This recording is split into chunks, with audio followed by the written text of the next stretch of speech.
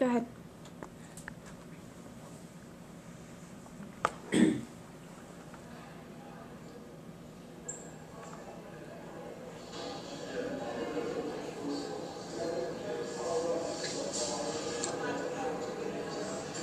Can you tell me how to get to Restoration Unit 3C? I have to report to Jeffrey Fox. Can you tell me how to get to Restoration Unit 3C?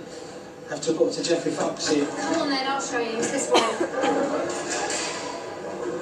This place is a maze. Which means I have to show people around all the time.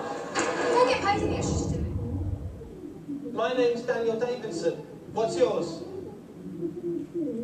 My name's Daniel Davidson. So if you just follow me through here, I'm sure you've been here before as a visitor, but nothing prepares you for the true size of it. I mean, I've been working here about 3 years and I still get lost, so I wouldn't worry. It's only your first day, so if you find yourself wandering around and not exactly sure where you're going, there are phones on every level, so you can always buzz reception and I'll let you know where to go.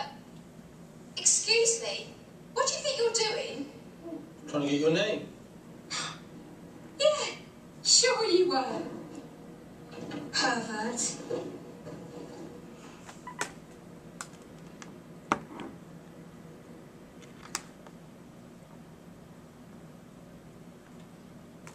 There is no doubt about it. Autism is a widespread issue, and for now it is here to stay. So, what is autism? To tell the truth, there is no one universal definition of this condition available to us. The Autism Society of America, 2011, defines it as, quote, a complex developmental disability that typically appears during the first 3 years of life, that affects the normal functioning of the brain, impacting development in the areas of social, interaction, and communication skills. Autism does not just affect one person. It affects their families, their friends, their communities, and their schools. Family is the cornerstone of society, and because of this, I feel that autism affects us all. We need to be aware of the fact that autism is more than just a condition or a label. How many people with autism do you know? An autistic person could be your neighbor, your classmate, or even your own little brother, like mine. Meet Henry. Today he is 13 years old. He was diagnosed with a severe form of autism at the age of 2. Even though he has his differences, he is still very much the same as other kids his age. He loves football, and he especially enjoys watching his big brother play for the team. He loves the outdoors and going on walks, and he visits the public library's DVD collection on a regular basis. You're probably wondering what it is that actually causes autism, and if there are any treatments offered for this condition. How do people with autism communicate with others in their daily situations?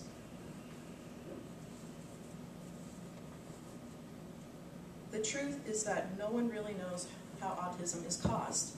Plenty of theories have circulated on the possibility of genetic predisposition and environmental influences, but as of yet, no definite conclusions have been drawn.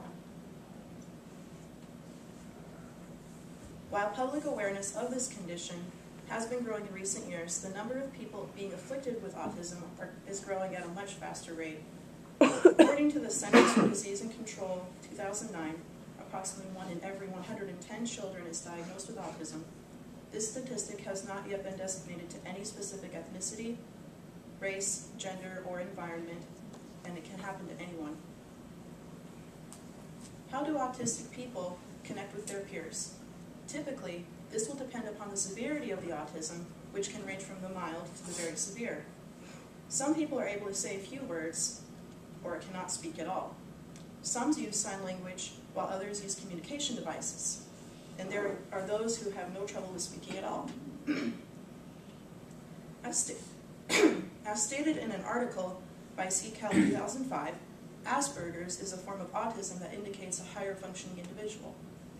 People with Asperger's do not have to rely on others for care and are able to involve themselves in daily situations, socially.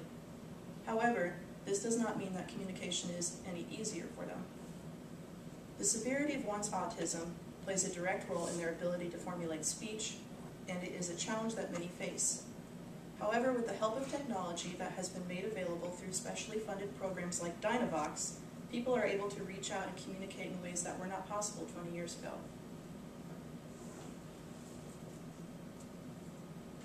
My brother has several ways of expressing himself, including body language, some sign language, and a unique set of vocalizations he has developed over his lifetime.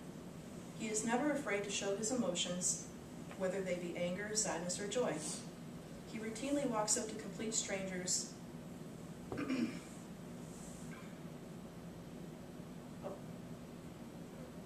He is very intelligent, but because of his autism, Henry finds it difficult to handle some of the most basic social situations.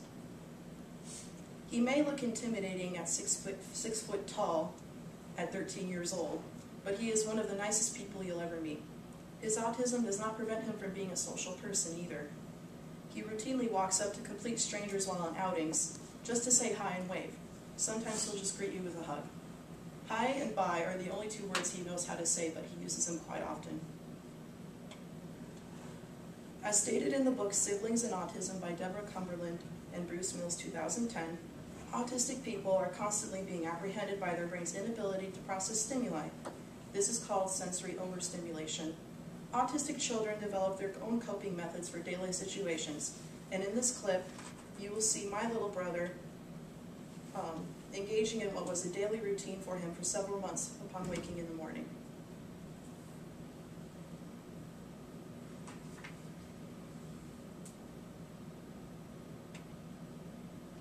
Autistic people thrive within the established routine. The smallest change in their routine or environment results in complete sensory chaos. When autistic people find themselves in situations they cannot handle, reactions include violent episodes of self-abuse, such as headbanging, scratching, biting, punching, kicking, and hitting. Violence toward one's surroundings and the people in it also occur.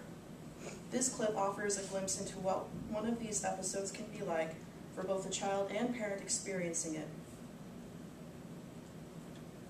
Sit down till you calm. Sit down. Sit down.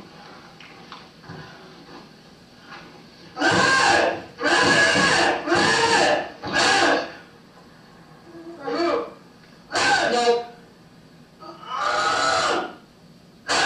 No. Away from that. Stop, Michael.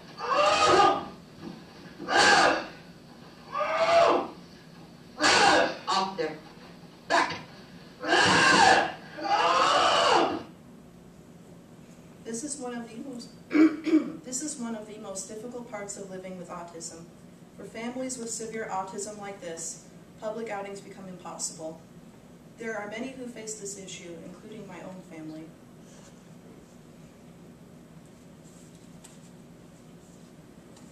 Autism has no cure.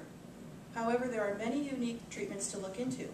According to the Autism Society of America 2011, there are 3 main types of treatment: communication, education, non-medical intervention, and biomedical treatment. Communication education is offered in some government-sponsored as well as private institutions, according to the Autism Society of America 2011. These include both public and private schools, in addition to hospitals and various clinical settings. While resources are limited and often quite expensive, there are some therapy programs available. These programs offer opportunities for improving emotional health while also encouraging positive forms of social interaction. As stated by the Autism Society of America 2011, the best measure of effectiveness of an intervention is whether it is effective for a particular individual. When it comes to biomedical treatments, there are plenty of new and long-standing forms available through the medical industry. To quote the Autism Society of America 2011, biomedical interventions are those that attempt to focus on the physical needs of the person, addressing deficits by medical or chemical means. Autism is gaining more recognition as a serious issue, but where I come from in small-town rural America, it is especially unknown and severely misunderstood. Autism services are limited by what you can afford to pay out of pocket, and there is very little support available to low-income families. This is something that I would like to see changed in America. A need for greater awareness, more services, and a broader understanding of autism is apparent. Autistic people are not incapable of failing. They are not all savants capable of amazing feats. Many cannot speak or even carry out the most basic everyday tasks, and it is tragic. Even though autistic people have a hard time connecting with others emotionally, they are indeed very emotional people. It has been hard to come to terms with the fact that my little brother will never be able to live independently as an adult. He relies on the care of his family for everything he needs, and without that care, he would have nothing else. Many people often ask us, why don't we have him institutionalized? Because they see how hard it is to live with autism. People have even accused my mother of robbing her other children of a quote-unquote normal life by keeping Henry. People like Henry should not be put away and forgotten. We need to stop sweeping so many disabled children like my brother under the rug, hoping for them to disappear or to be okay without any help. These are human beings. When we give up on them, we are giving up on what family truly means. For now, autism is here to stay. I hope that sharing my family's experience has shed some light on this condition for anyone who has ever wondered what autism is truly like. Thank you for being here today, and thank you for being a part of the solution.